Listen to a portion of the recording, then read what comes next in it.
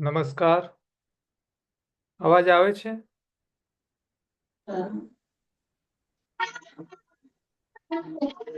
Okay. Lakulish योग university અને विश्व उमिया फाउंडेशन दोनों के सहयोग से हम योगा कोर्स चला रहे हैं। आप सब लोगों को बधाई देना चाहूँगा कि हम पिछले 4 लेक्चर मर्यादित समय से हमने चलाए थे। मेरा जूम अकाउंट भी रिन्यूअल नहीं हुआ था। लकुलिस का जूम मीटिंग का अकाउंट, 2 अकाउंट उनके अपने 2 कोर्स में एंगेज थे। विश्वम्य फाउंडेशन का भी एक अकाउंट था, वो भी एंगेज रहता था।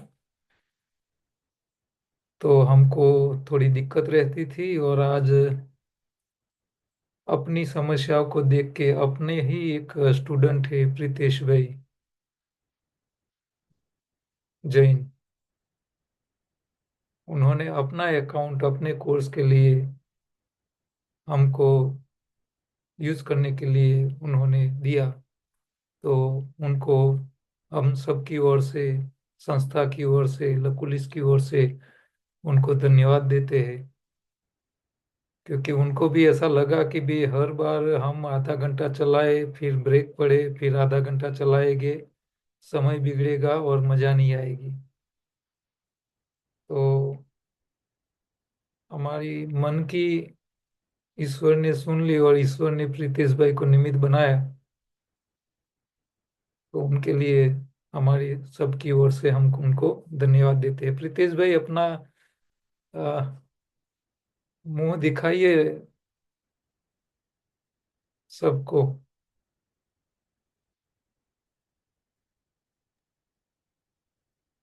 अरे साहब, कहीं नहीं है तो अपने स्टार्ट करिए।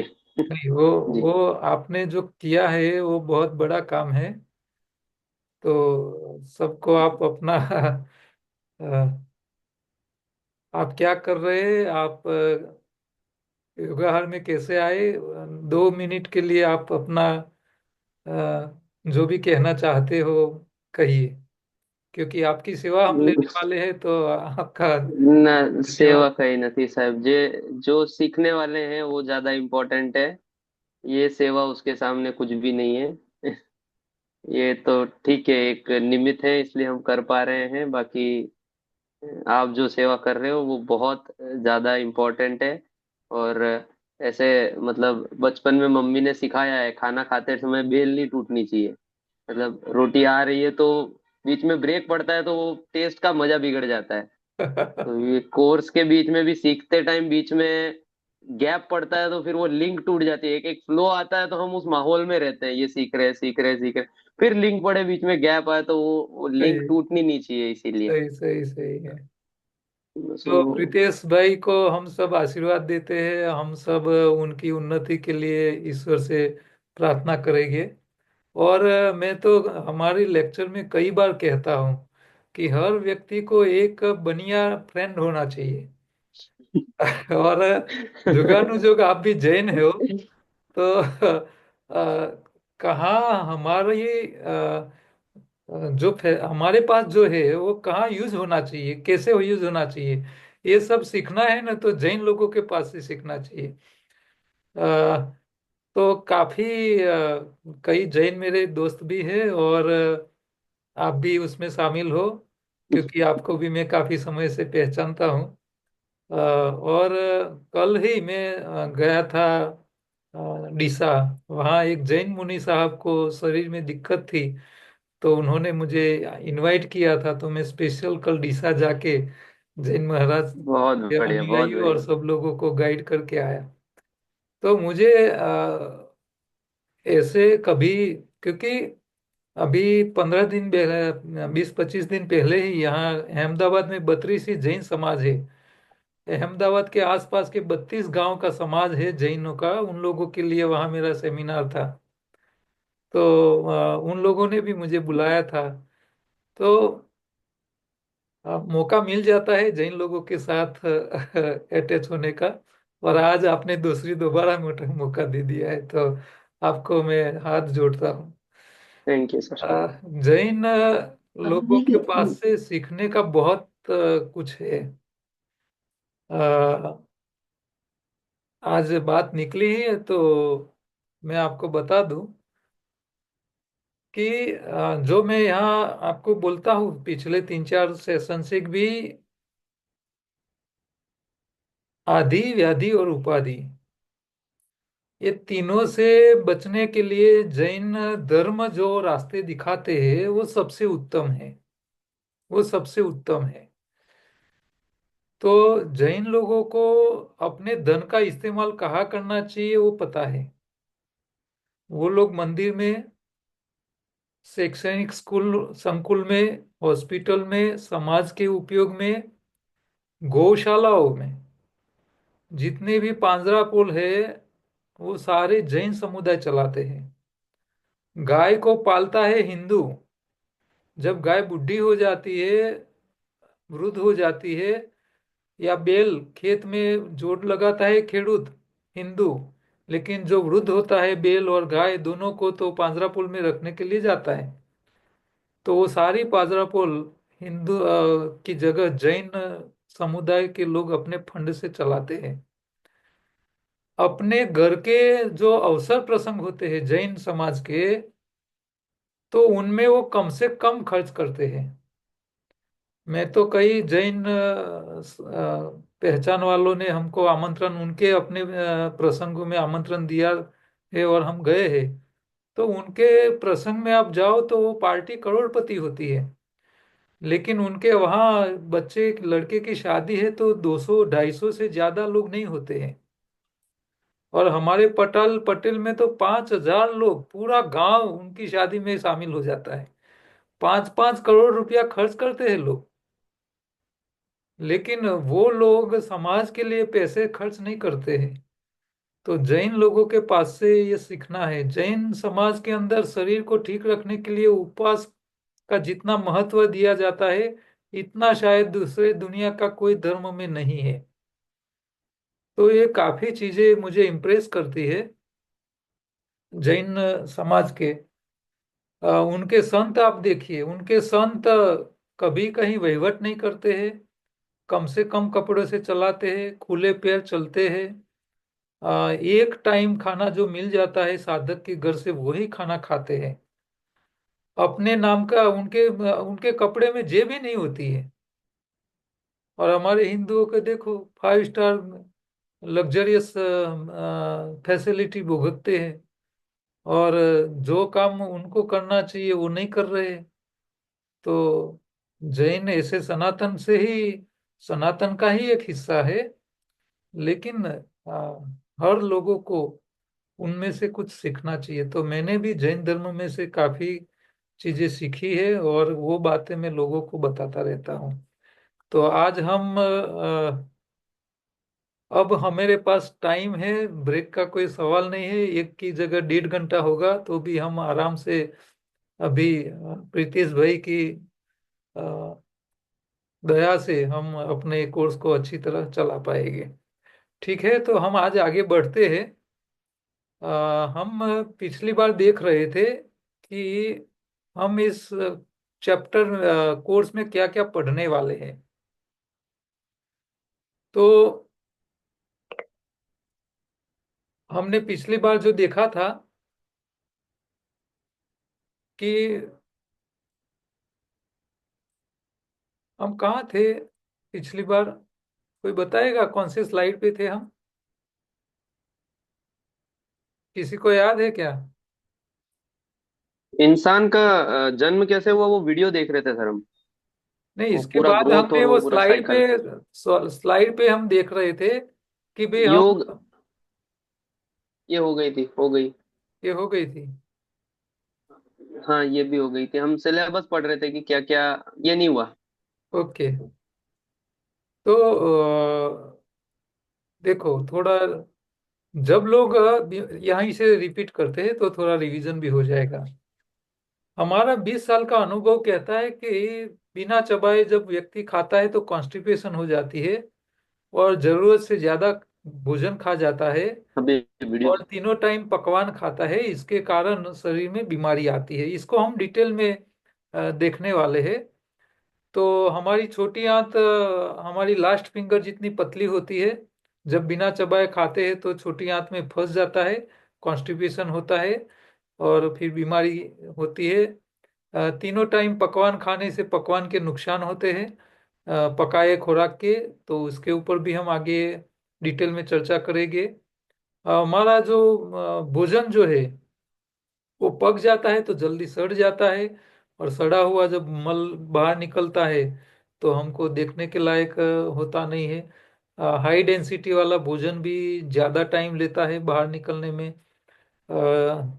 बिना चबाए खाने वाले लोग जरूरत से ज़्यादा खाते हैं, जरूरत से ज़्यादा खुराक भोजन आंतों से खून में जाता है, और जब वो खर्च नहीं होता है तब वो भोजन कचरा बन जाता है, खून में घूमता है, फिर ऑर्गन में जाके जमने लगता है।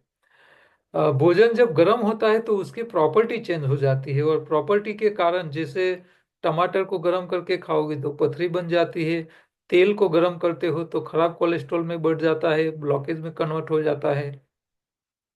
तो ये कैसे नुकसान करता है, सारी बातें हम आगे देखने वाले हैं। जो लोग बिना चबाए खाते हैं और कॉन्स्टिपेशन हो जाता है, और कॉन्स्टिपेशन के बाद आंतों की दशा कैसी हो जाती है, जरा उसको भी आप देखिए। यहाँ मैं वीडियो के जरिए आपको दिखाता हूँ। ये जो निरोगी लोग हैं उनका बड़ा आंत की चित्र है, एकदम हमारी मुंह की चमड़ी जैसा नीट एंड क्लीन होता है। ये 35 साल के भाई बहन है, स्किन डिसऑर्डर है, हेडेक का प्रॉब्लम है और भूख की समस्या है। ये कॉन्स्टिपेशन वाली आंत, बड़ी आंत की वीडियो है। जो लोग बीमार होते हैं उसकी आंतों में ऐसी गंदगी इकट्ठा हो जाती है जिसके कारण रोग बढ़ने लगते हैं। तो ये बड़ी आंत, ऐसे अंदर खांच भी होते हैं जो मल को धक्का देने का काम करते हैं। ये 49 साल के भाई है, obesity, diabetes, joint pain, nervousness. उनकी आंतों में पेरेसाइट यानी कि गुजराती में कहोगे तो करमिया, कीड़े पड़े हैं।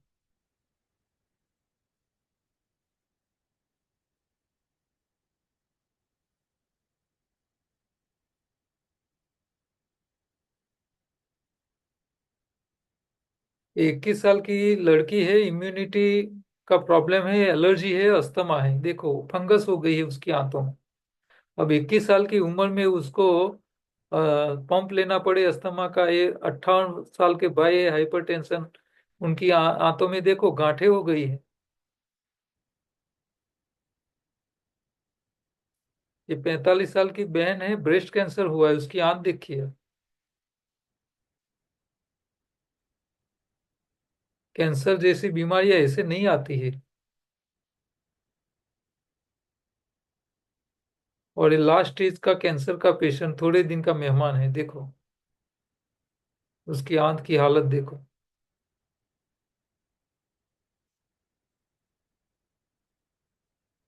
तो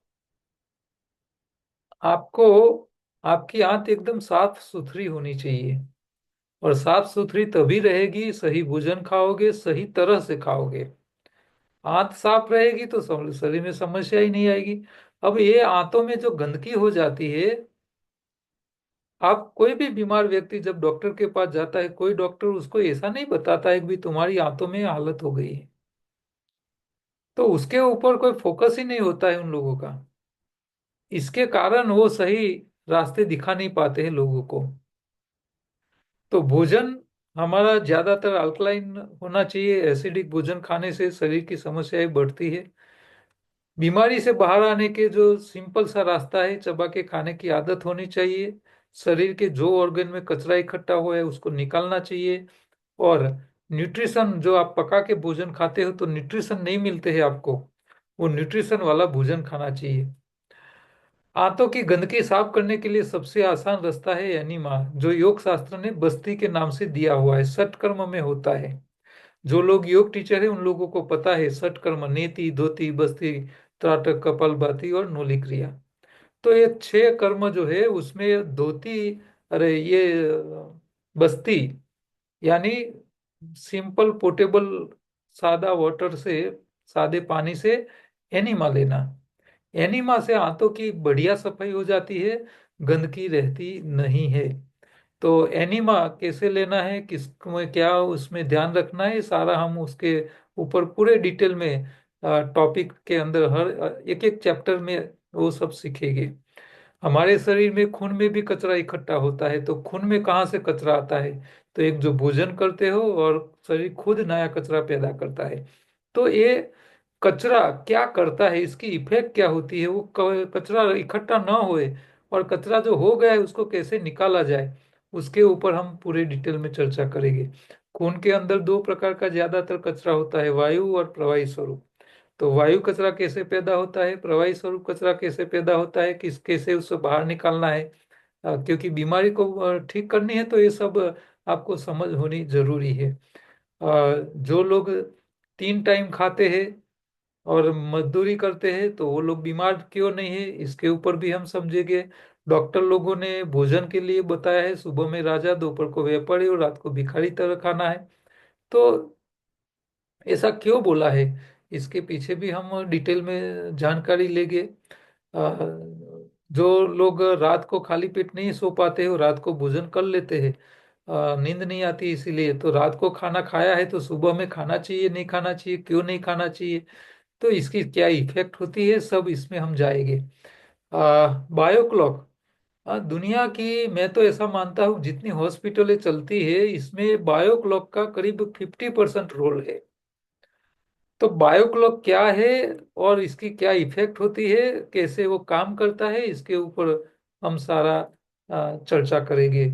आप 1 टाइम उपवास करते हो तो इससे शरीर में फायदे कितने होते हैं, किस तरह होते हैं, कैसे लाभ मिलते हैं, वो लॉजिकली और टेक्निकली हम सीखेंगे।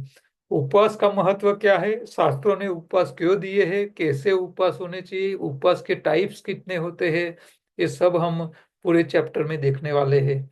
हमारा खुराक कैसा होना चाहिए, शाकाहारी या मांसाहारी होना चाहिए, दुनिया के लोगों को पता ही नहीं है कि हमारा शरीर कौन सा है, शाकाहारी या मांसाहारी है वो भी लोगों को पता नहीं है, तो इसके ऊपर हम चर्चा करेंगे।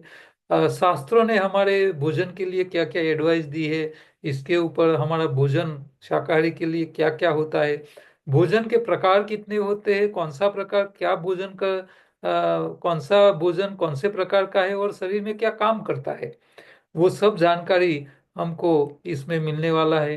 डेंसिटी के हिसाब से शरीर में उसकी क्या इफेक्ट होती है, उसके ऊपर हम बात करेंगे। हरी पत्तियों का महत्व क्या है, कौन से टॉप लेवल के हरी पत्तियां है जो शरीर के लिए उत्तम सुपर फूड है, उसके ऊपर बात करेंगे। कौन सी हरी पत्ती हमको खानी चाहिए, कौन सी नहीं खानी चाहिए, कैसे खानी चाहिए, किस तरह बना के उसको खानी चाहिए, पत्तियों के अलावा सीजनल, नेचुरल और ओरिजिनल, उसका महत्व क्या है, उसके ऊपर बात करेंगे। हरी पत्तियों में हरा रंग जो होता है जिसको क्लोरोफिल कहते हैं, वो अद्भुत ईश्वर की रचना है, हमारे जीवन में उसका उपयोग कैसे है, हमको कितना जरूरी है, वो क्या काम करता है, हमारे लिए अनाज कितने टाइप के हैं, कौन सा अनाज हमको खाना चाहिए, कौन सा नहीं खाना चाहिए, किसको कौन सा खाना चाहिए, सब बातें समझिएगा। हमारे शरीर के लिए विटामिन चाहिए और विटामिन के लिए हमको क्या करना चाहिए, क्योंकि भोजन में विटामिन मिलते नहीं है, तो हमारे शरीर में विटामिन कहाँ से लाएंगे हम, तो इसके ऊपर प्रोबायोटिक एक्टिविटी के बारे में बताएंगे। दूध, दूध की प्रोडक्ट्स हमारे लिए उपयोगी है या नहीं है, चाय कितना अच्छा है कितना बुरा है, टेस्ट हम जो खाते हैं, गरे खाटो तीखो मीठो, खारो तुरो कड़वो, जितने भी टेस्ट है वो सारे टेस्ट हमारे शरीर में क्या काम करते हैं, ये सारे इसी प्रकार के टॉपिक हम देखने वाले हैं। तो ये तो आपको मैंने सिंपल स्लाइड के रूप में बताया, और जब हम कोई लेक्चर लेते हैं कहीं शॉर्ट में 1.5-2 घंटे का लेक्चर लेते हैं, तो वहाँ हम इस स्लाइड के जरिए सारी बातें समझाने का प्रयत्न करते हैं। लेकिन आप लोग तो पूरा कोर्स कर रहे हैं, कोर्स को तो हर एक टॉपिक को डिटेल में आपको समझना पड़ेगा, क्योंकि कोई व्यक्ति आपको सवाल करेगा तो सवाल का जवाब भी आपको देना पड़ेगा, और वो भी लॉजिकली साइंटिफिकली होना चाहिए। तो हम ये पूरे कोर्स को जो पढ़ाई करने वाले हैं वो पूरा कोर्स एक एक चैप्टर लेके हम पढ़ेंगे। और हर एक चैप्टर में टेक्निकल, साइंस, लॉजिक सबके साथ बात करेंगे। आपको हर एक टॉपिक के मेन मुद्दे को नोट भी करना है। और आपकी जब एग्जाम होगी तो आपको किसी भी टॉपिक के ऊपर बोलना पड़ेगा। लिखित परीक्षा तो हम सिंपल से लेने वाले हैं, लेकिन आपको योगाहार एक्सपर्ट बनाना है। तो आपको हर टॉपिक को कैसे एक्सप्लेन करना है, लोगों को कैसे उसको बताना है, उसकी एक्सपर्टाइज आपको करनी है। क्योंकि विश्व होमियो फाउंडेशन ने आपको इसीलिए प्रमोट किया है कि आप समाज में कहीं भी जाओ, कहीं भी, तो वहाँ मान लो आप फैक्ट्री में गए हो, मान लो आप गरीब बस्ती में गए हो, मान लो आप कोई स्कूल में गए हो, कोई कॉलेज में गए हो, या कोई समाज में गए हो, या कहीं कोई भी संस्था में गए हो, हर एक की अपनी एक समस्या है। हर एक की अपनी अपनी समस्याएं होती है। तो मैं ऐसी उम्मीद रखता हूँ कि ये कोर्स करने के बाद आप किसी भी जगह जाके खड़े रहोगे, उनकी जितनी भी समस्याएं हैं उनका समाधान आप आके आओ, दे के आओ। आप उनको जाके कुछ नया ऐसा दे के आओ कि उनको ऐसा लगे कि भाई हमारी समस्या का समाधान आपने दे दिया। चाहे बीमारी की हो, चाहे फैक्ट्री की प्रोडक्शन की हो, चाहे मजदूरों की हो, चाहे व्यसन के बारे में हो, चाहे बच्चों के बारे में हो, चाहे कॉलेज में पढ़ने वाले की हो, चाहे बूढ़े लोगों के लिए हो, चाहे जवान लोगों के लिए हो, चाहे गृहस्थी के लिए हो, या चाहे सन्यासी के लिए हो, सबके लिए आपके पास कुछ न कुछ समस्या का समाधान होना चाहिए। तो हम यहाँ आदि, व्याधि और उपाधि तीनों को ध्यान में रखते हुए सबके ऊपर चर्चा करने वाले हैं। तो हम पुस्तक के जरिए एक एक टॉपिक को पढ़ते हुए हम आगे बढ़ने वाले हैं। तो आज हम स्टार्ट करेंगे पुस्तक से। और पुस्तक जो है उसका एक एक पेज में क्या क्या लिखा है, और जो बातें पुस्तक में नहीं है वो भी हम आपको बताने वाले हैं। तो कई लोग एनरोल तो है, हमारा क्लास टोटल 90 लोगों का है, 90 लोग है, लेकिन अभी 40 लोग ही है। तो दूसरे लोग क्यों नहीं जुड़ रहे अपने आपके, क्योंकि आप सब एक दूसरे के पहचान में आए हैं। और ज्यादातर ग्रुप के साथ ही हमने एनरोलमेंट दिया था। तो आप अपने जो भी इस बैच के जो लोगों को आप पहचानते हो, आपके साथ जिन्होंने जिन्होंने अप्लाई किए हैं, इन लोगों को आप रिक्वेस्ट कीजिए कि आप बाद में वीडियो देख के अभ्यास करो। इससे अच्छा है कि लाइव रहो। और मैं तो कहता हूँ कि सबको अपना वीडियो ऑन रख के लाइव देखना चाहिए। और लाइव में जो इफेक्ट आती है वो सिर्फ अकेला वीडियो देखने में मजा नहीं आती है। और लाइव में जो फ्रीक्वेंसी आपको मिलती है,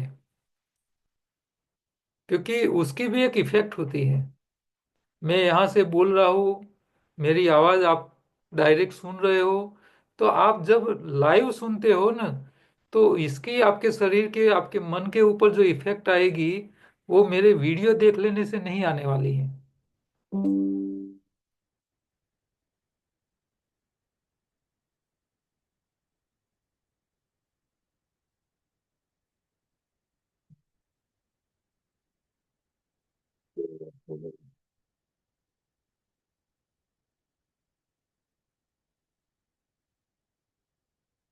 एक मिनट जरा चालू रखना, ये कैमरा ऑफ हो गया। आपको पता है अब आप इंडियन मार्केट के साथ साथ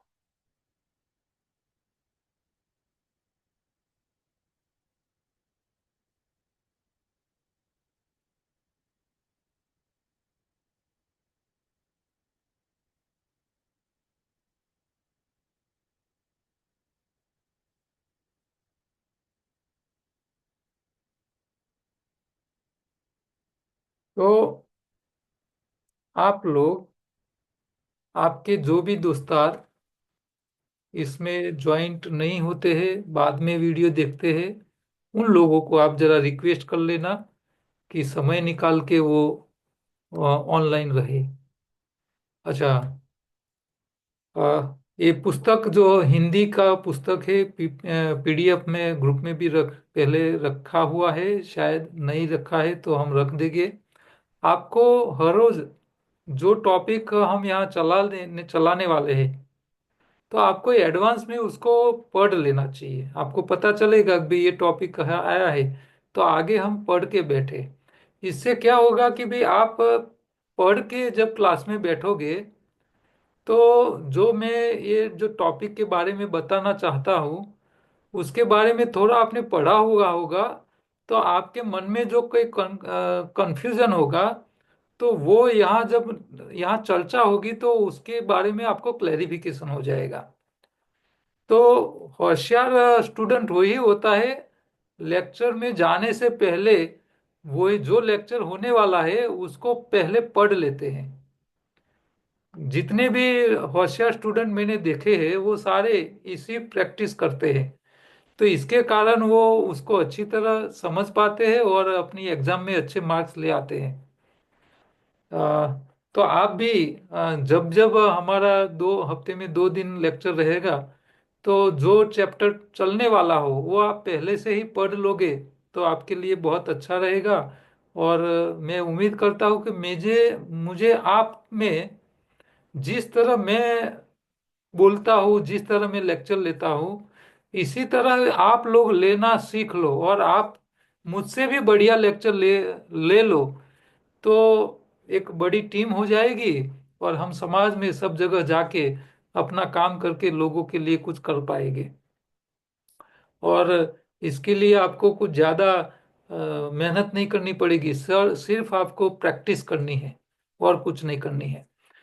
तो मेरे बारे में थोड़ा मैं बता दूं कि मेरी उम्र अभी 59 चल रही है। मेरी उम्र इतनी हो गई है, लेकिन मैंने मेरी आधी जिंदगी कुछ न कुछ सीखने में ही बिताई है। मैं सिविल इंजीनियर हूँ। अ, मैंने लकुलिस से योग टीचर्स ट्रेनिंग का कोर्स किया था। एनडीडीवाई नेचुरोपैथी का कोर्स भी मैंने all India nature care federation से किया हुआ है। फूड एंड न्यूट्रिशन का भी अभ्यास किया है अंबेडकर यूनिवर्सिटी से। योग साइंस का भी अभ्यास किया है अंबेडकर यूनिवर्सिटी से। कम्युनिटी मेडिकल साइंस का एक कोर्स रूरल मेडिकल एसोसिएशन का होता था, वो भी मैंने किया है। और कंप्यूटर में भी मैंने अभ्यास किया हुआ है। तो काफी जिंदगी में सीखने के लिए मैंने अपनी जिंदगी बिगाड़ी है। और हम 10 साल से शाहीबाग में एनडीएस योग सेंटर चलाते हैं। तो अपनी ये जो योगाहार की जो पुस्तक है, वो लिखने की मुझे प्रेरणा कहाँ से मिली? तो सबसे पहले प्रेरणा मुझे भगवत गीता के एक वाक्य से मिली। भगवत गीता ने भगवान ने बोला है, योगः कर्मसु कौशलम। यानी आप जो भी कर्म कर रहे हो कुशलता पूर्वक करो, वही सबसे बड़ा योग है। तो ये वाक्य हमारे जीवन में हर हर रोज हर मिनट उसका उपयोग या काम में आता है। ये बहुत सिंपल सी बात है, लेकिन आप उसकी गंभीरता रखोगे ना, तो आप हर रोज सुबह से शाम तक जितने भी कर्म करते हो, इसमें आप एक्सपर्ट बनने की प्रयत्न में लग जाओगे। तब जाके आपको उसका फायदा मिल पाएगा। इसके अलावा सबसे पहले मेरे पहले योग गुरु थे बाबा रामदेव जी। रामदेव जी को मैं इतना सुनता था, इतना देखता था, मैं रूबरू कभी नहीं मिला उनको। लेकिन बाबा रामदेव जैसे ही नोली क्रिया करते हैं, पेट को गोल घुमाते हैं, ऐसा मैंने सीख लिया है। मैंने मेरे बेटे को भी सिखा लिया था।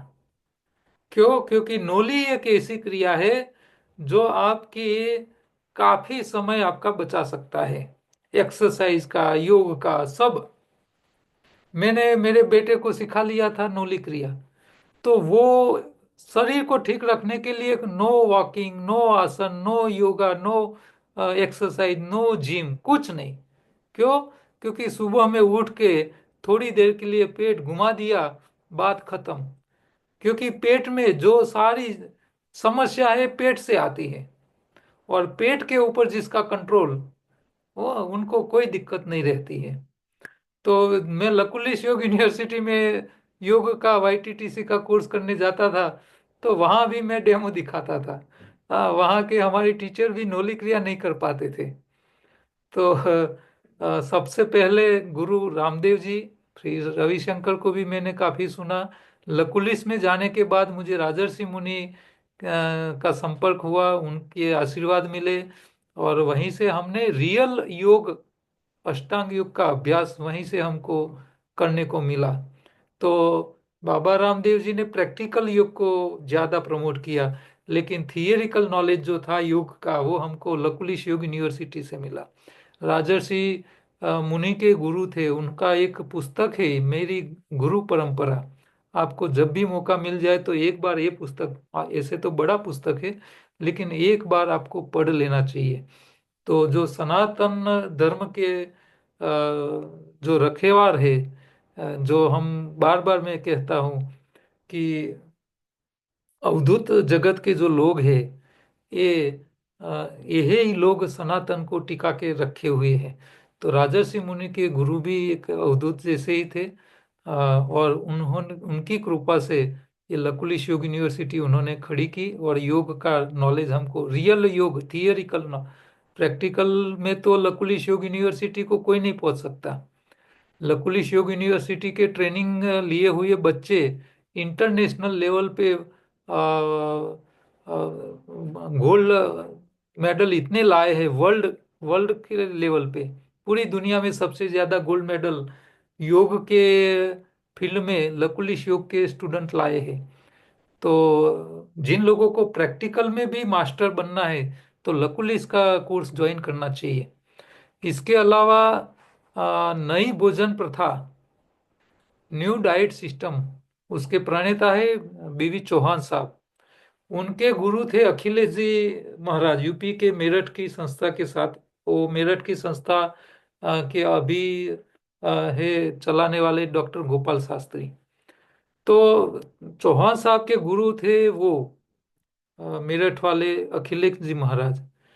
तो न्यू डाइट सिस्टम का मेन स्रोत वहां से था, और बीवी चौहान साहब ने उसमें थोड़ा मॉडिफिकेशन करके बहुत प्रोग्राम्स किए, और हमने भी काफी 10 साल तक उनके साथ रह के ये प्रमोट करते रहे, और आज भी जहाँ जरूरत पड़ती है वहाँ न्यू डाइट सिस्टम का सपोर्ट लेके हम लोगों को ठीक करने का काम करते हैं। तो उनके, जब उनको हम मिले तो वो तो ऐसा ही बोलते थे कि भाई शरीर को ठीक रखने के लिए योग करने की जरूरत ही नहीं है। योग तो आध्यात्मिक के लिए है, आप शरीर को ठीक करने के लिए क्यों योग कर रहे हो? डाइट को समझ लो, डाइट से ही सारा काम खत्म हो जाएगा। तो उनके साथ रहने के बाद काफी चीजों का हमको नॉलेज मिला। उनकी सिस्टम में जो मर्यादाएं थी जो हमारे ध्यान में आई, तो उसको हमने देखी।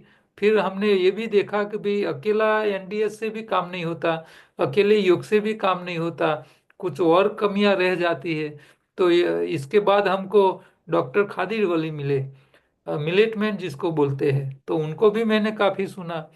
अब बीवी चौहान साहब लोगों को कच्चा खिला के ठीक करते हैं, और डॉक्टर खादिर वली लोगों को पकाया भोजन खिला के ठीक कर रहे हैं। आप दोनों को मिलोगे ना, तो दोनों अपनी अपनी बात बोलेंगे। डॉक्टर खादिर वली तो ऐसा बोलते हैं कि भी पकाया कच्चा तो खाना ही नहीं चाहिए, पका के ही खाना चाहिए भोजन। और चौहान साहब को मिलते हैं तो वो बोलते हैं कि पकाया तो खाना ही नहीं चाहिए, कच्चा ही खाना चाहिए। लेकिन दोनों अपनी अपनी जगह काम कर रहे हैं। तो कोई सिंपल आम आदमी तो उन दोनों को मिलेगा तो कंफ्यूज हो जाएगा कि भाई उनकी सुनूं या उनकी सुनूं, किसके कौन से रास्ते चलूं मैं। लेकिन दोनों अपनी जगह सही है, अपने अपने हिसाब से जो करवा रहे हैं उसमें उनको परिणाम मिल रहा है। तो परिणाम क्यों मिल रहा है, कैसे मिल रहा है, उसके बारे में वो बता नहीं पाते, लेकिन हमने उसके ऊपर काफी रिसर्च करके अपने ये कोर्स में ये सारी बातें ले ली है। तो हर एक का अच्छा, योग में अच्छा क्या है, उसकी मर्यादा क्या है, नई भोजन प्रणाली में अच्छा क्या है, मर्यादा क्या है, डॉक्टर खालिद का जो मिलेट मैन कहते हैं उनकी जो पद्धति है उसमें अच्छा क्या है, उसमें क्या मर्यादाएं है। तो ये सारा बातें हम समझ के उसका जो अर्थ था वो निकाल के हमने ये पूरा कोर्स डिजाइन किया और पूरी पुस्तक हमने लिखी। जब योग गुजरात स्टेट योग बोर्ड का नया बना तो उस टाइम शिषपाल जी हमारे सेंटर पे आए थे, हमारे श्री राम फाउंडेशन के प्रमुख दिनेश भाई को मिले थे। और फर्स्ट टाइम वो चेयरमैन बने तो उन, और चेयरमैन बने इससे पहले भी हमारे सेंटर पे वो एनडीएस के सेमिनार भी अटेंड कर चुके थे। तो हमारा योगाहार का पुस्तक और हमारा लेक्चर सब सुन के उन्होंने भी अपने योग टीचर्स के लिए भी शुरू के टाइम में काफ़ी लेक्चर्स रखे थे, और हमने हजारों योग टीचर को ऑनलाइन योगाहार के बारे में नॉलेज दिया था। तो हमारा प्रचार प्रसार करने में और हमको ये पुस्तक लिखने में इन सब लोगों का काफ़ी सहकार मिला है। श्री राम फाउंडेशन के अध्यक्ष है दिनेश भाई पटेल, और उनके कजिन है नरेश भाई पटेल। हम तीनों दोस्त थे आपस में एक दूसरे के।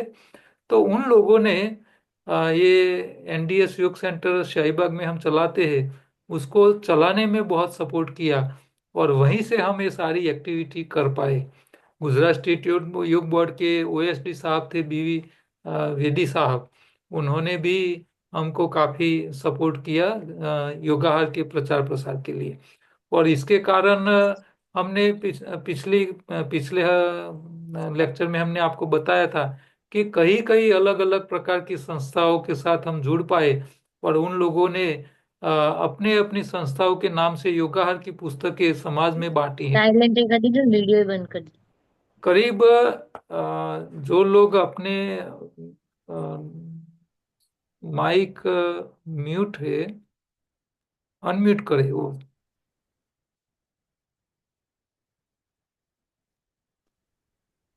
म्यूट ही रखे क्योंकि आवाज नहीं आनी चाहिए।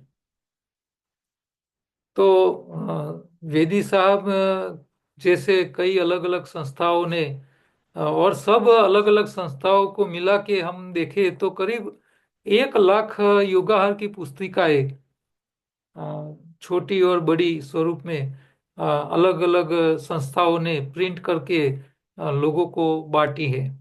तो हमारा सब्जेक्ट एक नया सब्जेक्ट है, क्योंकि ये सब्जेक्ट आपको नहीं आयुर्वेद वाले पढ़ाते हैं, नहीं नेचुरोपैथी वाले पढ़ाते हैं, नहीं फूड एंड न्यूट्रिशन वाले पढ़ाते हैं, नहीं योग वाले पढ़ाते हैं। लेकिन ये पूरा सब्जेक्ट आया है उन लोगों के अंदर से। आयुर्वेद में जो अच्छी बातें थी वो निकाल दी, नेचुरोपैथ में जो अच्छी बातें थी वो निकाल दी, योग की जो अच्छी बातें थी वो निकाल दी, फूड एंड न्यूट्रिशन की जो अच्छी बातें थी वो निकाल दी। सब में से अर्क निकाल निकाल के काम का जो था वो निकाला, और सबकी जो मर्यादाएं थी उसको हमने ढूंढ निकाली, फिर जाके ये पूरा सब्जेक्ट तैयार हुआ है। तो ये पुस्तक में करीब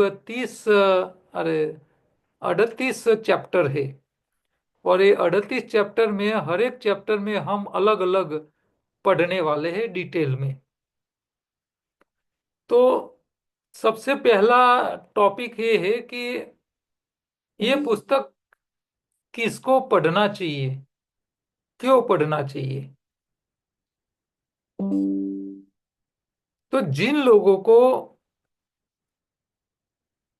यहाँ जो बताई गई बातें उसके साथ रिलेटेड है तो उन लोगों को ये सब्जेक्ट को पढ़ना चाहिए।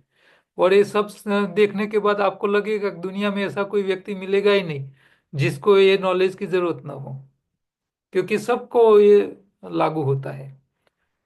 तो जो व्यक्ति हेल्थ कॉन्शियस है उनको ये पुस्तक, ये सब्जेक्ट को पढ़ना चाहिए, सीखना चाहिए, उसके बारे में नॉलेज लेना चाहिए। जिनकी जिनका पेट अपनी छाती से बाहर रहता हो ऐसे हर व्यक्ति को ये योगाहार के बारे में नॉलेज लेना चाहिए, सीखना चाहिए। अच्छा, जो व्यक्ति थोड़ा चलता है, घूमता है और थक जाता हो, श्वास चढ़ जाता हो, तो उनको भी इस सब्जेक्ट को पढ़ना चाहिए। अच्छा, आप 5 मंजिले की स्टेयरकेस चढ़ रहे हो, सीढ़ियां चढ़ रहे हो, और बिना रुके आप 5वें मंजिल मंजिल तक पहुंच जाते हो, और आप 5वें मंजिल मंजिल तक पहुंचने के बाद आपका श्वास फूलता नहीं है, तो आप ठीक हो। और फूल जाता है तो आपको फिर ये पुस्तक को पढ़ना चाहिए। आपको बार बार सर्दी जुकाम हो रहा है, बुखार आ जाता है साल में 2-4 बार, तो आपको इसको पढ़ना चाहिए। आप पुरुष हो और आपकी 1 फुट की ऊंचाई के हिसाब से 12 किलो के हिसाब से आपका वजन मेंटेन होना चाहिए, लेकिन आपका ज्यादा है। यानी मान लो 6 फीट का व्यक्ति है, 5 फीट का व्यक्ति है, तो 12 × 5, यानी इसका मतलब 60 kg। आपकी ऊंचाई 5 फीट है और आपका वजन 60 kg है, तो आप ओके हो। इससे ज्यादा है तो आपको ये सब्जेक्ट को पढ़ना चाहिए।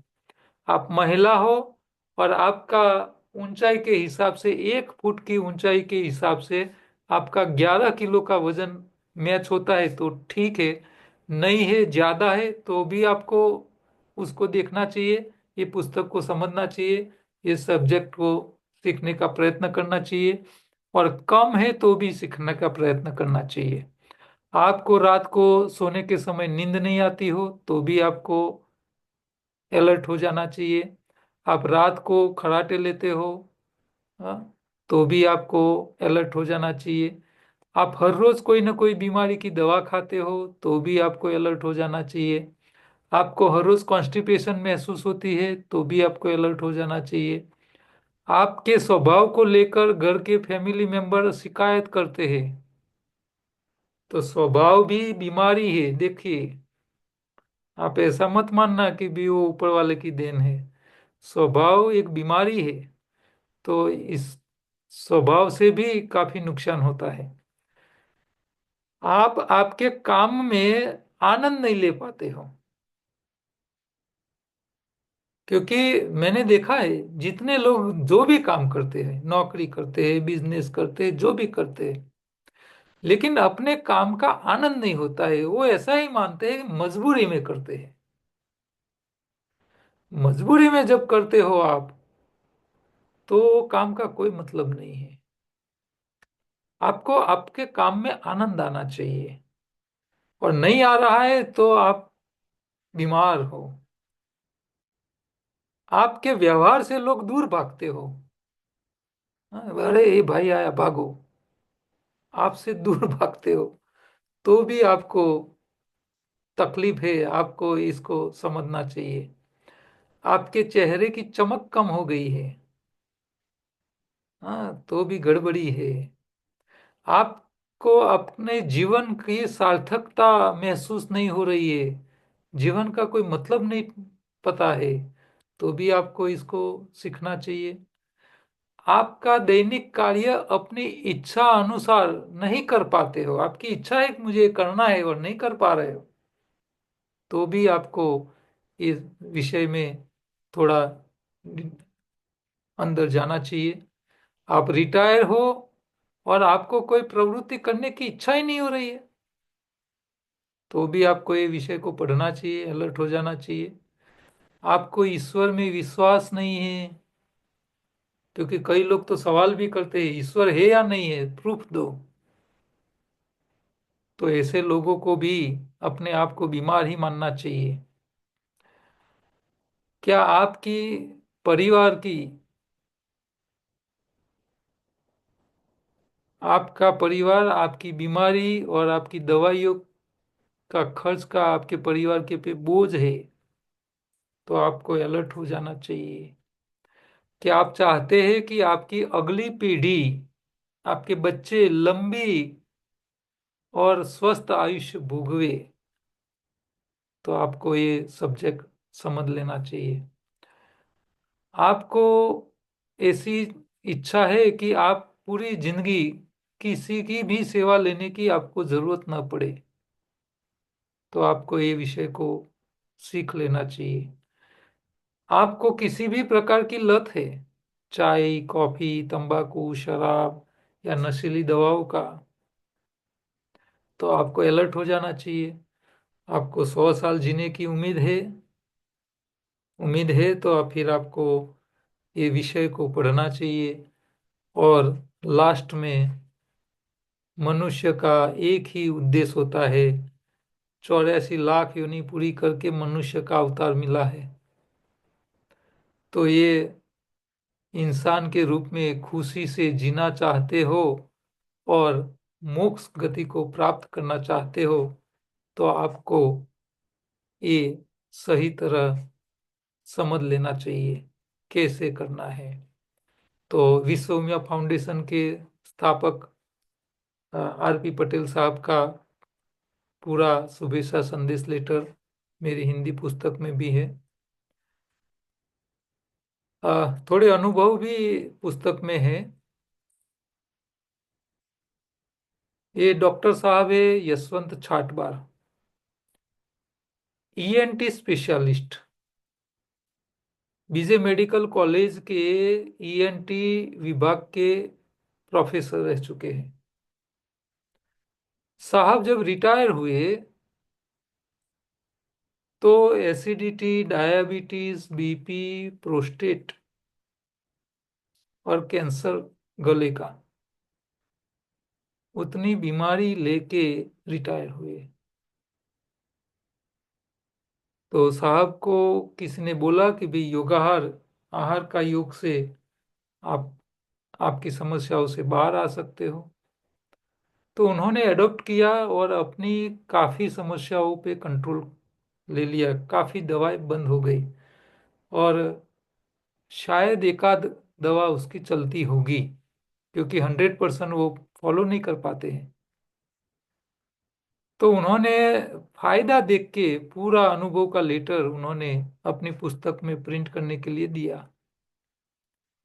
दूसरे एक डॉक्टर थे, पहले तो उन्होंने मुझे परमिशन दी थी कि मेरा नाम आप लिख सकते हो, लेकिन वो एमडी आयुर्वेद डॉक्टर थे। सोराइसिस और आर्थराइटिस इतना भयंकर था, चल नहीं सकते थे।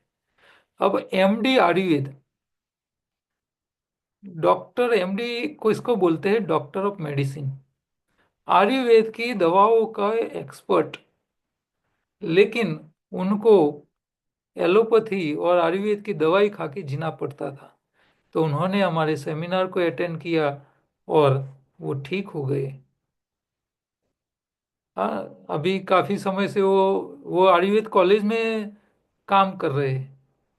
तो वो बोल रहे हैं कि भाई आप जाहिर में मेरा नाम मत लेना, क्योंकि उनको दिक्कत होती है। तो उन्होंने मना किया मुझे, लेकिन वो ठीक हो गए अपने आहार से। एक रमन भाई पटेल करके हमारे साधक है, उनका 86 केजी वजन था, अब वो 48 केजी के है। पहले उनकी 40 इंच की कमर थी, वो अभी 32 इंच की है। पहले 16 गोलियां हर रोज खाते थे, लेकिन अभी एक भी गोली नहीं खाते हैं। तो वो जवान हो गए हैं। उम्र है उनकी 68 साल, लेकिन वो अपने आप को जवान महसूस करते हैं। तो यहाँ उनका नंबर भी लिखा है, आप चाहे तो उनका संपर्क कर सकते हो। ये डॉक्टर साहब है डॉक्टर सुरेश बागिया। उन्होंने how to bypass the bypass operation वो पुस्तक लिखा है, और उन्होंने सबसे ज्यादा बाईपास ऑपरेशन शायद अहमदाबाद में किए होंगे। तो वो साहब भी अब लोगों को डाइट फॉलो करने के लिए बोल रहे, ऑपरेशन से बचने के लिए बोल रहे, कि भाई ऑपरेशन तो कोई रास्ता ना हो तभी करना चाहिए। आप हो सकता है तो डाइट को चेंज करके अपने शरीर को ऑपरेशन से बचाइए। तो ये डॉक्टर साहब भी अभी उसको सही बातें उसको समझ में आ गई है।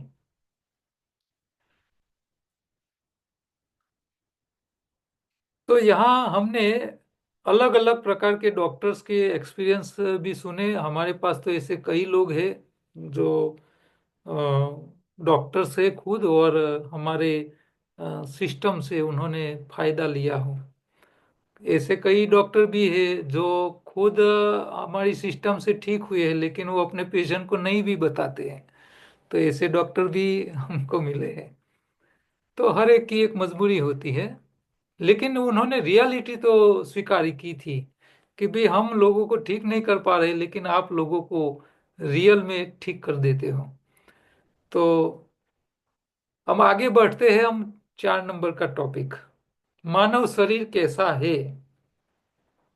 तो हमारा शरीर में कैसा कैसा काम हो रहा है, उसके बारे में, शरीर क्या है, शरीर के अंदर क्या क्या चीजें भगवान ने डाल के रखी है और वो क्या काम करते हैं, उसके बारे में थोड़ा थोड़ा, क्योंकि बहुत डिटेल में तो समझना नहीं है हमको, लेकिन शरीर के अलग अलग ऑर्गन क्या क्या काम कर रहे हैं, शरीर कैसे बना है।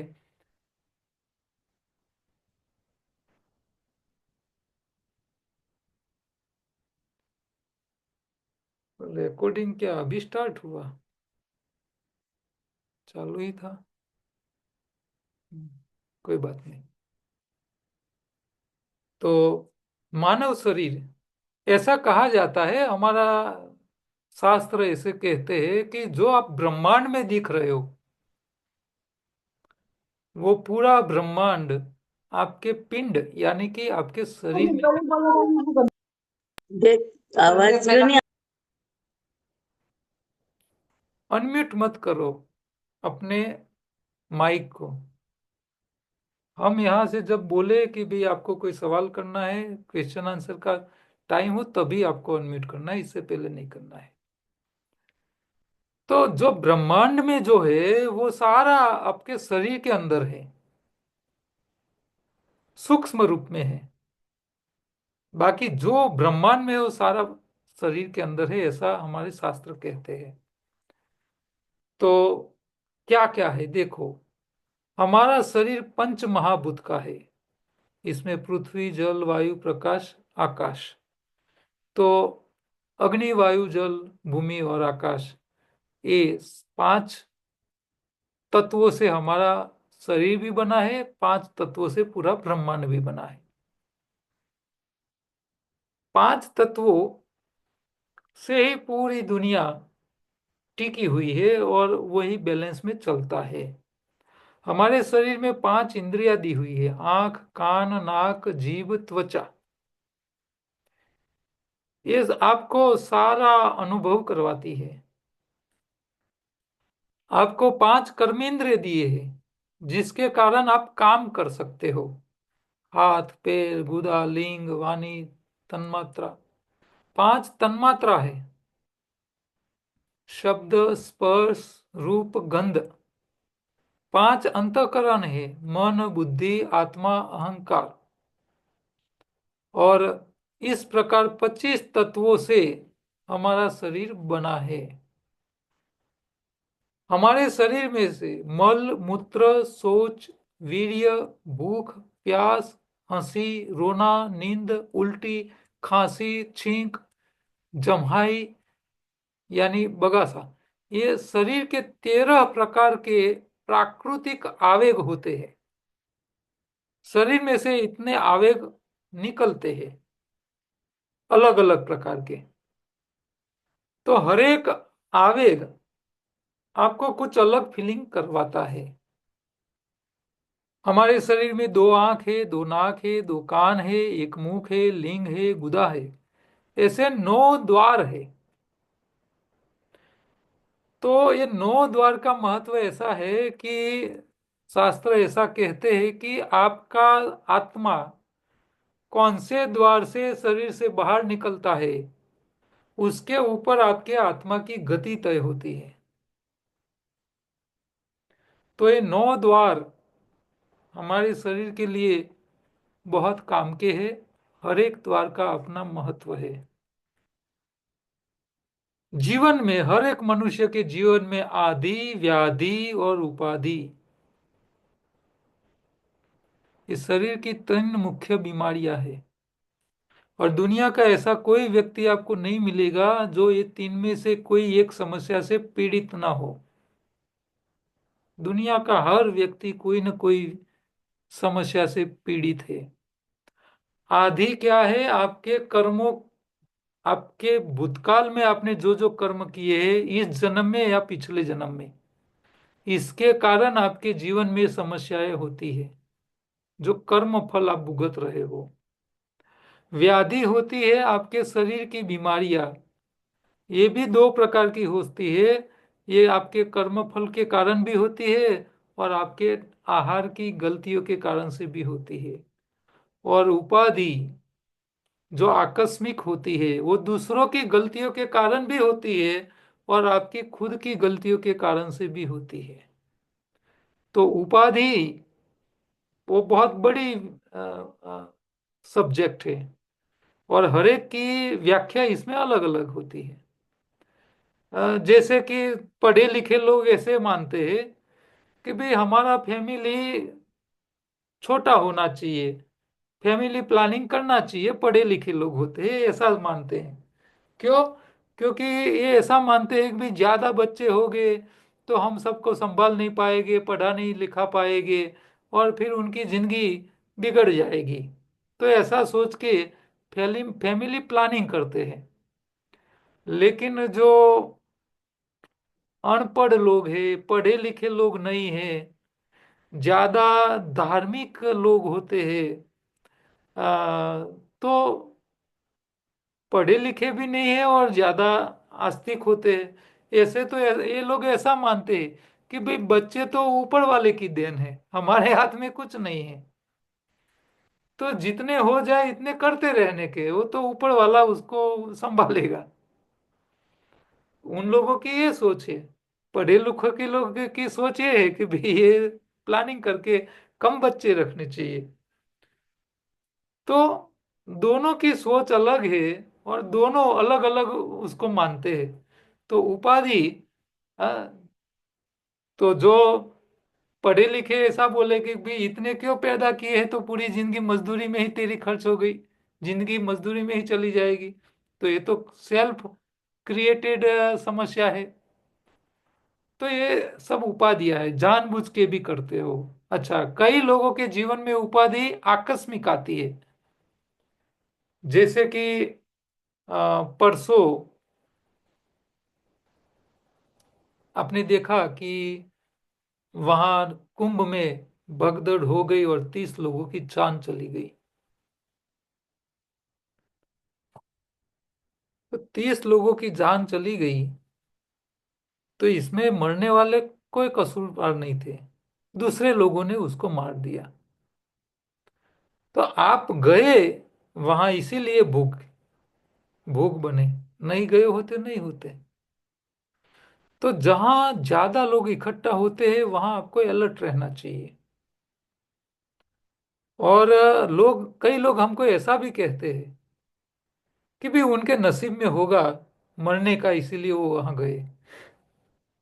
हो सकता है, ऐसा भी हो सकता है, लेकिन मैं तो ऐसा मानता हूं कि आकस्मिक घटना में भोग बनने वाला व्यक्ति वो उपाधि है ज्यादातर। और जो मर जाता है व्यक्ति, वो आकस्मिक घटना में मर जाता है, तो उसको उसकी बाकी की जिंदगी खत्म करने के लिए दूसरा जन्म भी लेना पड़ता है। और ऐसे कई घटनाएं मैंने देखी है। इसके लिए मैं बोलता हूं कि उपाधि के कारण आपकी जान भी जा सकती है और आपको रीबॉर्न भी लेना पड़ता है। और ऐसी कई घटना मैंने देखी है, सुनी है। इसके कारण मैं कहता हूं कि भी आप अलर्ट रहिए। और गुजराती में तो कहावत है, जागतो नर सदा सुखी। सचेत सावचेती रखनी चाहिए। तो सब ऊपर वाले के ऊपर नहीं भेजना चाहिए। भगवान तो कहते हैं आप कर्म करो, आप जैसा कर्म करोगे वैसा फल पाओगे। पूरी दुनिया में 7.5 अरब लोग रहते हैं, यानी 750 करोड़ लोग।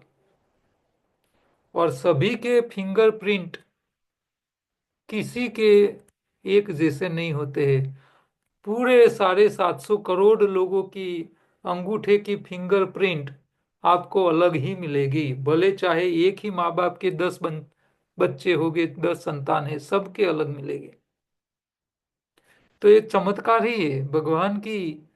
और ये ऐसी बात है कि शायद मैंने आपके क्लास में बात की है या नहीं की है, पता नहीं है मुझे, कि आपकी अंगूठे की जो फिंगरप्रिंट है वो आपके शरीर को रिप्रेजेंट करती है, शरीर को, आपके शरीर को।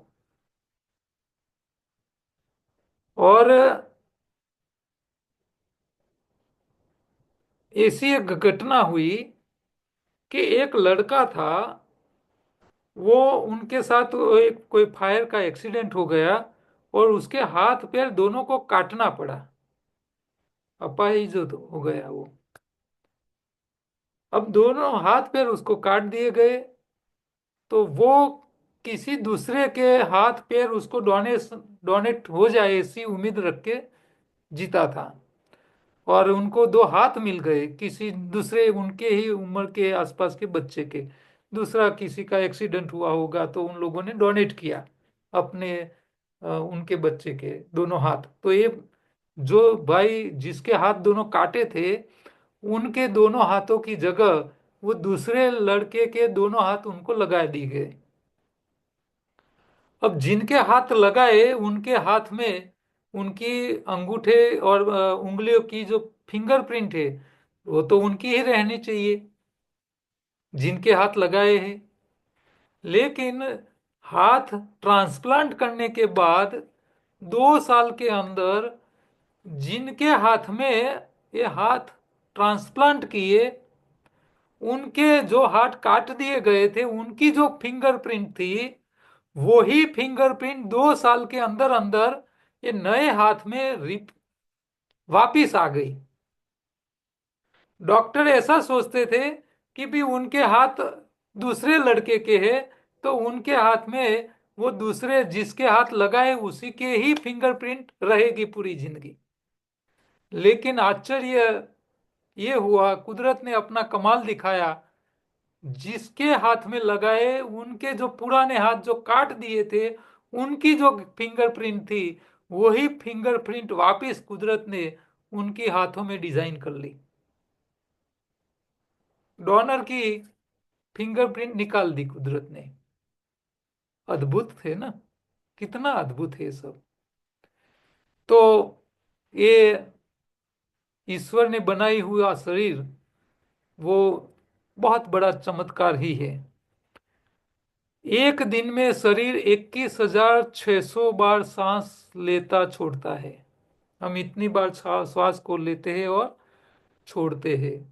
श्वास लेने की क्रिया को पूरक कहते हैं, रोकने की क्रिया को कुंभक कहते हैं, और श्वास को छोड़ने की क्रिया को रेचक कहा जाता है। शास्त्रों में शरीर के 6 शत्रु बताए हैं। एक है काम यानी वासना, दूसरा है द्वेष यानी क्रोध, तीसरा है लोभ, चौथा है मोह, पांचवा है मद यानी अहंकार, और ईर्ष्या। ये 6 प्रकार के शत्रु मनुष्य के लिए बताए गए हैं। हर एक व्यक्ति को इसको किसी भी हाल में जीवन में शांति चाहिए, आनंद चाहिए, तो उसको छोड़ना पड़ेगा। तो आप लोग ये 6 प्रकार के आपके शत्रु जो है, इसको संभाल के धीरे करके उसको छोड़ने का प्रयत्न में लग जाना चाहिए। सत्य, अहिंसा, दया, तप, स्वाध्याय, अपरिग्रह को शास्त्रों में मानव शरीर के परम मित्र कहे हैं। तो आपको ये सबको सत्य, अहिंसा, दया, तप, स्वाध्याय और अपरिग्रह क्या है, क्या कहना चाहता है, उसको समझ लेना चाहिए, उसका अपने जीवन में उपयोग करना शुरू कर लेना चाहिए। श्रीमद् भगवद गीता के अनुसार संपूर्ण सृष्टि में कोई भी शरीर इन 3 गुणों से अछूता नहीं है। तो 3 प्रकार के गुण होते हैं शरीर के, सत्व, रजस और तमस, यानी सात्विक, राजसिक और तामसिक। ये 3 प्रकार के जो गुण है उसमें से कोई एक तो हर एक के शरीर में होता ही है। उससे अछूता नहीं रहता शरीर। इंडा, पिंगला और सुषुम्ना शरीर की तीन प्रमुख नाड़ियां बताई गई है योग शास्त्र के हिसाब से। इस शरीर में तीन प्रकार की प्रकृति होती है, वात, पित्त और कफ। शरीर में जितनी भी बीमारी है और शरीर का जो स्वभाव है वो ये वात, पित्त और कफ के साथ जुड़ा हुआ होता है। इसके बारे में भी हम आगे कोर्स के अंदर पढ़ने वाले हैं। शरीर के चार पुरुषार्थ है मोक्ष के लिए, भगवान ने शास्त्रों ने बताए हैं, धर्म, अर्थ, काम और मोक्ष। ये हर व्यक्ति को वो पुरुषार्थ के तौर पे उसको जीवन में अपनाना पड़ता है। चार अवस्थाएं होती है ये मनुष्य शरीर, चाहे कोई भी समय आप देखो, चाहे सोया हो या जागता हो, ये चार अवस्था के अंदर ही होता है, इसके अलावा कोई नहीं होती है। इसमें होती है जागृत, स्वप्न, सुषुप्त और तुरीय। तो ये चार प्रकार की जो अवस्था है, इसी में कोई एक अवस्था में व्यक्ति रह सकता है, इसके अलावा दूसरी कोई अवस्था नहीं होती है। परा, पश्यंती, मध्यमा और बैखरी, ये चार प्रकार की वाणी अपनी जिह्वा से बोली जाती है। आप अपनी जिह्वा से किसी को अच्छा लगे, किसी को मीठा लगे, किसी को बुरा लगे, किसी को गुस्सा दिलाए, ऐसे अलग अलग कई प्रकार की आप वाणी निकाल सकते हो।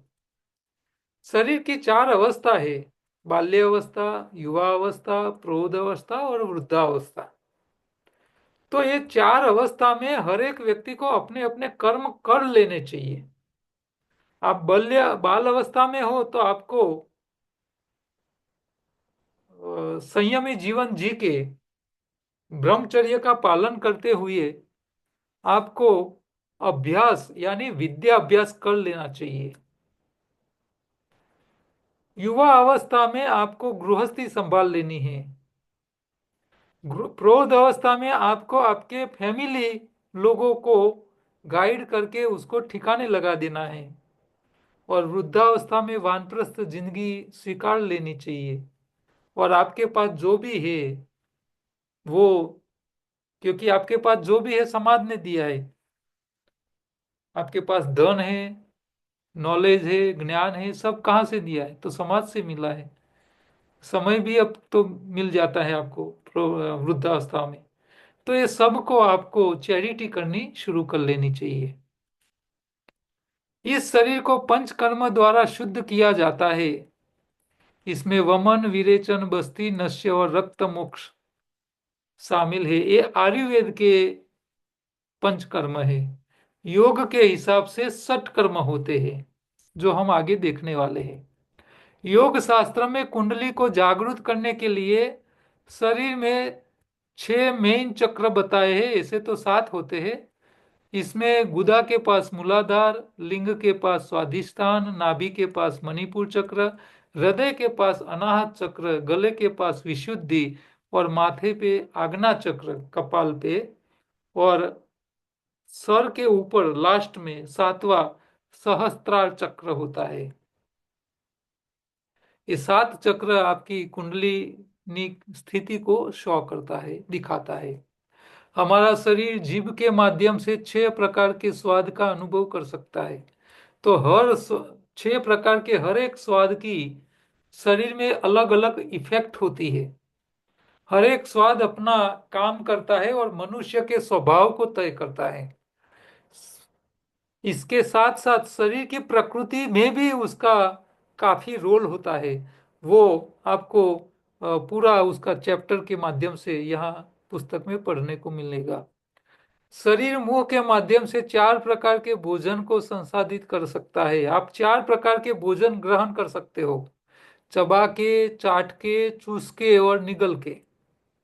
ज्यादातर निगलने वाले मांसाहारी लोग होते हैं, तो हमको निगलना नहीं चाहिए। हाँ, कोई भी चीज को निगल के खाना नहीं चाहिए। गीता के अनुसार भगवान कृष्ण महिमा, लक्ष्मी, वाणी, स्मृति, बुद्धि, धैर्य और क्षमा के रूप में हर शरीर में व्याप्त है। तो ईश्वर का अस्तित्व हर शरीर में इतने प्रकार के कोई रूप में होता है। जिसके शरीर में 8 अंगों को सक्रिय करने के साष्टांग प्रणाम किया जाता है, उसे अष्टांग प्रणाम कहते हैं। जिसमें छाती, सिर, दृष्टि, मन, वाणी, हाथ, पैर और धड़, ये सब के ऊपर इसकी इफेक्ट आती है। यह शरीर विभिन्न अंगों के माध्यम से 9 रसों का अनुभव कर सकता है। हाँ, हमारा शरीर 9 रस का आनंद ले सकता है। सौंदर्य, उदासी, हंसी, क्रोध, वीरता, डरावनी, कुरूप, अद्भुत और एकदम शांत। इस 6 प्रकार के अनुभव आपके शरीर को हो सकते हैं। निम्नलिखित अपशिष्ट यानी शरीर का कचरा विभिन्न अंगों के माध्यम से निकले जाते हैं। मल, मूत्र, पसीना, बलगम, कफ, मवाद, कान का मेल और जीभ की मेल। इसी तरह 6 प्रकार का कचरा आपके शरीर में से बाहर निकलता रहता है। और नवधा भक्ति, श्रवण, कीर्तन, स्मरण, अर्चना, वंदन, दासत्व, सखा, सेवा और आत्मपुष्टि, ये सब प्रकार की भक्तियों का प्रकार है। इसके माध्यम से आत्मा के कल्याण के लिए यह शरीर सर्वोच्च सत्ता को प्राप्त करने और मोक्ष प्राप्त करने का सबसे अच्छा साधन है। कलयुग के अंदर मोक्ष का रास्ता एक ही अच्छा और आसान बताया है, वो है नवधा भक्ति।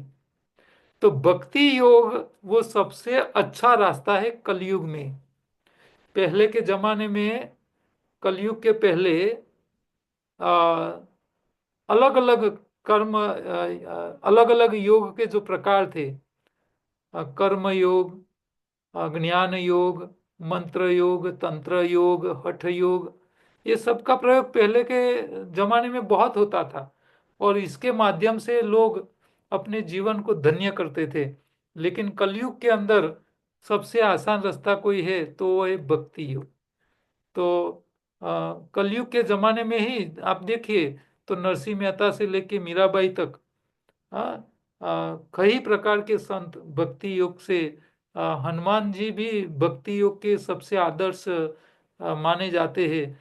और हनुमान जी इस कलयुग में सबसे ज्यादा हयात और अस्तित्व वाले देव माने जाते हैं। कि कलयुग में सबसे ज्यादा आपको कोई देव आपके ऊपर दया कर सकता है, आप उनकी कृपा आपको दे सकता है, तो वो है हनुमान जी। और आपको उसका देख रहे हैं आप, ये धीरेन्द्र शास्त्री जो बालाजी बागेश्वर वाले, वो कैसे कैसे पूरी दुनिया को उन्होंने उनके पीछे पागल करवा के रखा है। तो ये हनुमान जी के प्रताप ही है। तो आज का ये हमारा 11 नंबर का जो पेज है, तो आप लोग नोट करके रखना। आज हमारा टॉपिक यहाँ 11 नंबर के पेज पे खत्म रख किया है। अगले लेक्चर में हम शरीर की रचना के बारे में, उसका जो विज्ञान है उसके बारे में हम आगे बढ़ेंगे। तो आप लोग वो भी पढ़ के आए, ऐसा मैं उम्मीद रखता हूँ अगले लेक्चर में। तो जिससे आपको थोड़ा रिवीजन हो जाएगा और साथ साथ में आपको उसमें थोड़ा याद भी रह जाएगा। तो रिवीजन के साथ जब आप कुछ काम करोगे तो उसमें आप ज़्यादा जल्दी एक्सपर्ट बन पाओगे। और जब जब टाइम मिले आपको तो मेरे योगाहार के यूट्यूब चैनल पे हिंदी में भी कोर्स उपलब्ध है, गुजराती में भी काफ़ी लेक्चर उपलब्ध है, सेमिनार के लेक्चर उपलब्ध है, उसको भी बार बार आप देखते रहिए। हो सकता है कि भी मैंने 5 साल पहले या 3 साल पहले जो लेक्चर लिया हो उस टाइम के लेक्चर में और अभी हम जो आपको हम पढ़ाने वाले हैं उसी लेक्चर में कई टॉपिक के ऊपर थोड़ा चेंज मिलेगा। तो वो जो चेंज मिलेगा वो नया होगा। तो जो सुधारा, क्योंकि परिवर्तन तो संसार का नियम है। मान लो हम जो पहले मानते थे उसमें वही मान्यता के ऊपर हमको परिणाम नहीं मिलता होगा, तो हमने उसके ऊपर थोड़ा डीप में जाके क्या चेंज है उसको समझने का प्रयत्न किया होगा, और फिर जाके हमने उसके ऊपर भी बात करनी शुरू की होगी। और इसमें खास करके एक बात मैं आपको बता दूं, पहले हम जब लेक्चर लेते थे तो डेयरी प्रोडक्ट टोटली हम उसको विरोध करते थे कि भाई डेयरी प्रोडक्ट छोड़ देनी चाहिए। लेकिन डेयरी प्रोडक्ट का जब पूरा हमने लोगों को छुड़वा दिया और सिर्फ रॉ फूड पे ही हम ज़्यादा मायने रखते थे, तो फिर लोगों के शरीर में विटामिन डेफिशिएंसी शुरू हो गई थी। तो एनडीएस वाले के पास उसकी कोई समाधान नहीं था। फिर हमने सोचा कि भाई ये तो नहीं होना चाहिए, तो इसके पीछे क्या वजह है। तो फिर हमने ये देख लिया कि भाई डेयरी प्रोडक्ट में क्या नहीं लेना चाहिए और क्या लेना चाहिए, उसके ऊपर हमने थोड़ा रिसर्च किया। फिर हमको पता चला कि दूध, चाय, कॉफी, घी, उसको हो सके इतना अवॉइड करना चाहिए। और आपको शरीर के लिए दही और मक्खन, वो हमारे शरीर के लिए बढ़िया चीज है। इसके लिए उसके ऊपर आ, कैसे काम हुआ वो हम आपको बाद में चैप्टर के अंदर बताएंगे। लेकिन उसका जो सपोर्ट हमको मिला वो भगवान कृष्ण की ओर से मिला, और भगवान कृष्ण ने अपने जीवन के अंदर जो लीलाएं की, उन्होंने दूध, चाय, कॉफी, घी की कहीं लीला नहीं बताई थी, उन्होंने दही और मक्खन की लीला बताई थी। तो जो भगवान ने भगवत गीता लिखी उनको सारी दुनिया मानती हो, तो उनकी लीलाओं को भी देख के हमने ये देख लिया कि उनकी जो बातें थी दही मक्खन की, वो हमारे शरीर के लिए उतने ही उपयोगी है। कैसे उपयोगी है उसका पूरा चैप्टर है, उसके ऊपर हम पूरे चैप्टर के अंदर डिटेल में चर्चा करेंगे। तो हमारी 4-5 साल पहले की वीडियो आप देखते हो, और उसमें हम दूध के बारे में कुछ नेगेटिव बात करते हो, और अभी यहाँ हम आपको पॉजिटिव बात करते दिखाई देंगे। तो ये समय का बदलाव है, और जहाँ हमको कुछ खामियां नज़र में आती है तो वो खामियों को सॉर्ट आउट करने के लिए हम थोड़ा आगे बढ़ते हैं और उसका रास्ता भी ढूंढ लेते हैं। तो समय के हिसाब से हमको बदलना चाहिए, जरूरियात के हिसाब से चेंज लाना चाहिए। और इसका अद्भुत प्रवचन एक संत तरुण सागर महाराज, जो जैनों के मुनि हो गए, वो बार बार कहते थे कि भाई 1000 साल के बाद हर मंदिर को तोड़ देना चाहिए, मंदिर को तोड़ के फेंक देना चाहिए। और 500 साल के बाद हर धर्म के सारे नियमों को दोबारा डिजाइन करने चाहिए। उनकी ये बात मुझे बहुत अच्छी लगी थी।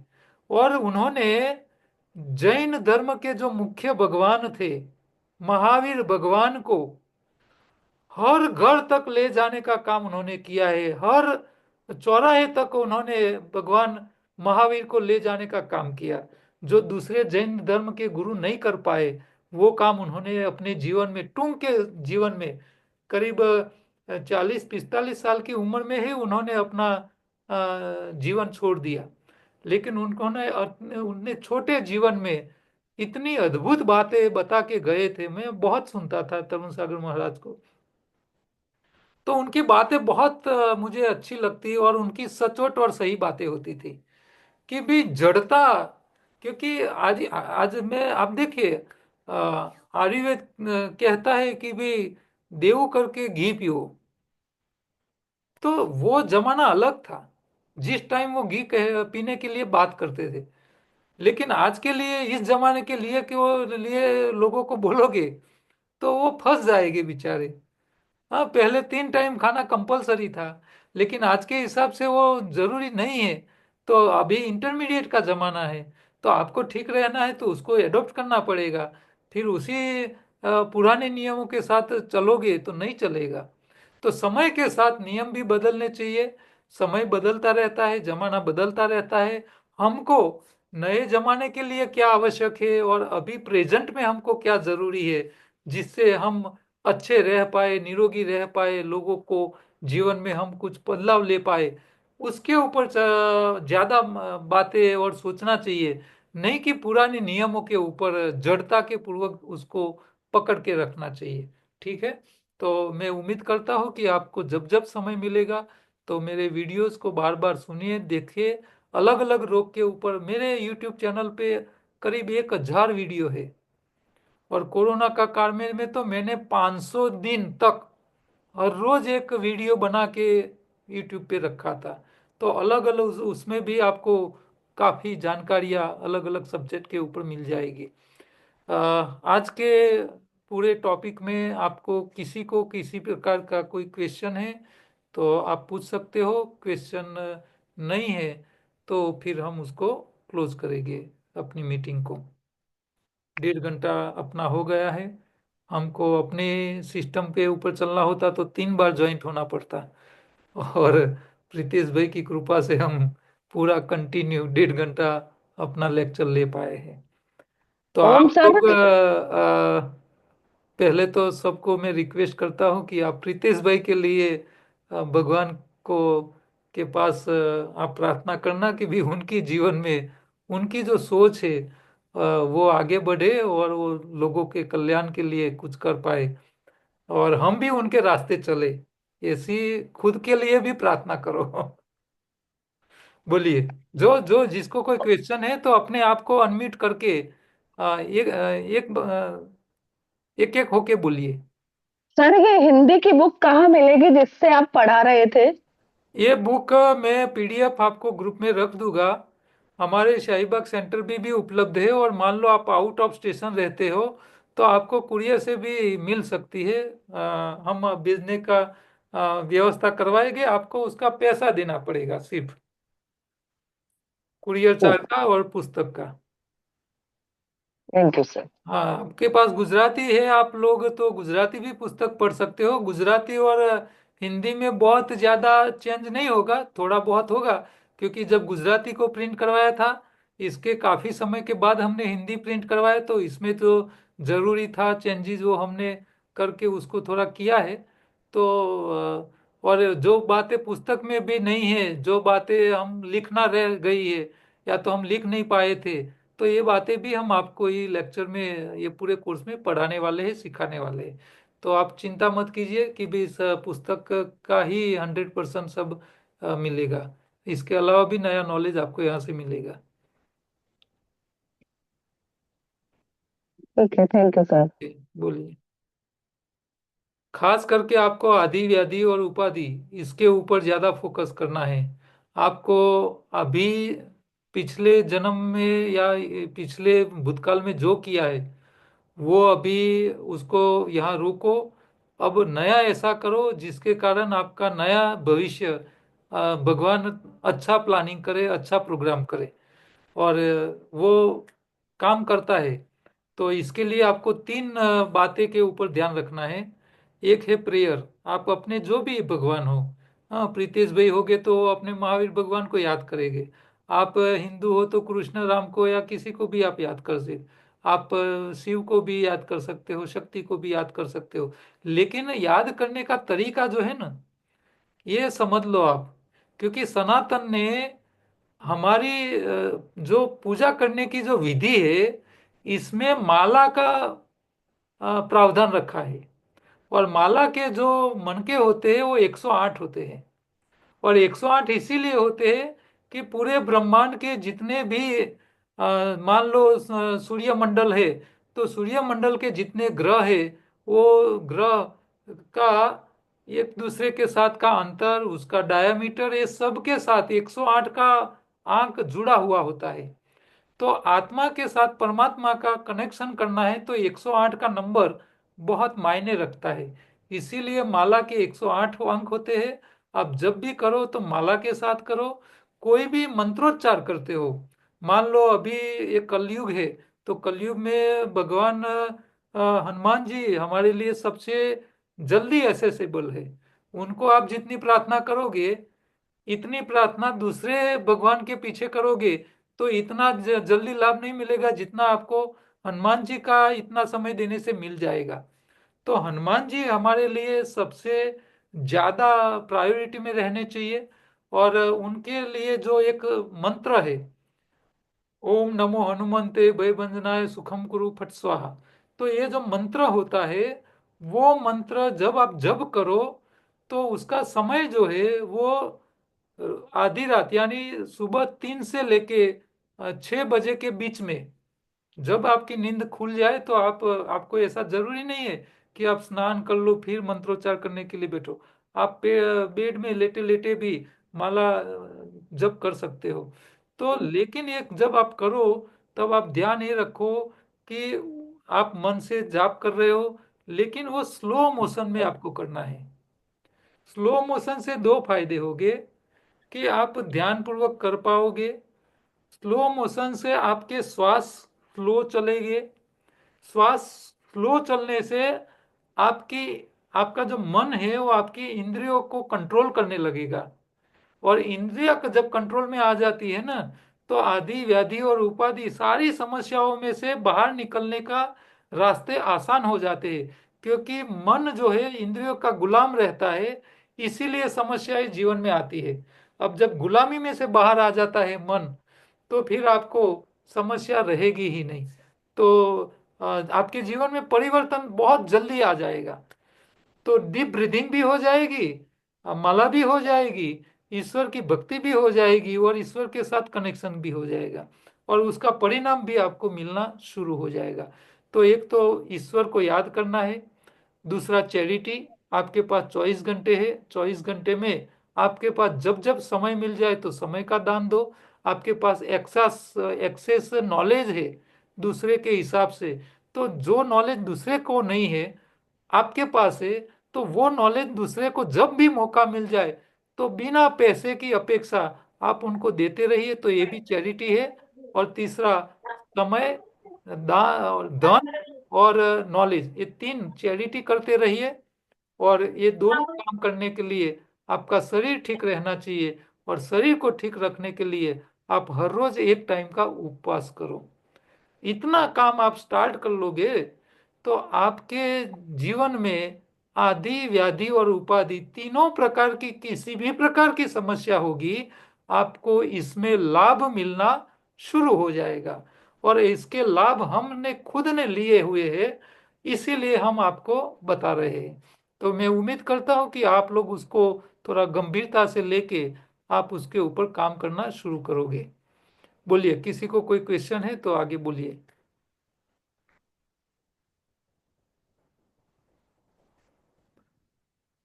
ओके, किसी को लगता नहीं है क्वेश्चन अपने आप को है। और आपको शुरू में जो मैंने आपको रिक्वेस्ट की, आपके ग्रुप वाले जो लोग योगाहार कोर्स में है और ये ऑनलाइन नहीं जुड़ पा रहे, 90 में से 32, तो इसका मतलब क्या हुआ, आधे से भी कम।